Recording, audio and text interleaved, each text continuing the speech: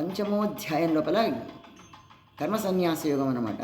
దానిలో ఏమని చెప్తాడంటే, పరిస్థితులు మనకి ఒడిదుడుకులు అవుతూ ఉంటాయి. అప్పుడప్పుడు మంచి జరుగుతుంది, చెడు జరుగుతుంది.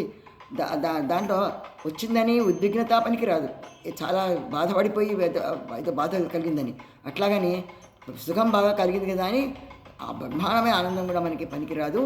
రెండింటినీ కూడా శీతోష్ణ సమదుఖేషులాగా సుఖాన్ని దుఃఖాన్ని కూడా తన ఆధీనంలో ఉంచుకునే సాధన మనం చేసినప్పుడు మనకి ఎటువంటి కష్ట నష్టాలు వచ్చినా, కష్టాలు వచ్చినా, లాభాలు వచ్చినా, నష్టాలు వచ్చినా కూడా మనం ఎదురీత చేసే శక్తిని మనం పొందగలుగుతామని, ఆ సాధనలో మనం ఉండాలని చెప్పి పరమాత్ముడు మనకి చెప్తున్నాడు అనమాట.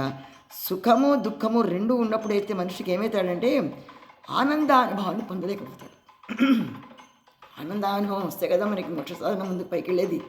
కాబట్టి ఆనందానుభవాన్ని పొందాలి అంటే మనం లక్ష్య సాధనలో నిత్యము కూడా ఈ శ్లోకాలను పఠనం చేస్తూ, వింటూ, ఈ మననం చేసుకుంటూ దాన్ని మన నిత్య దైనందిన జీవితం లోపల విదితం చేసుకుంటూ అనుభవిస్తూ ఉంటేనే సాధనలో మనం ముందుకు వెళ్ళినట్టుగా అవగతం అవుతుంది అని తెలుసుకోవాలి.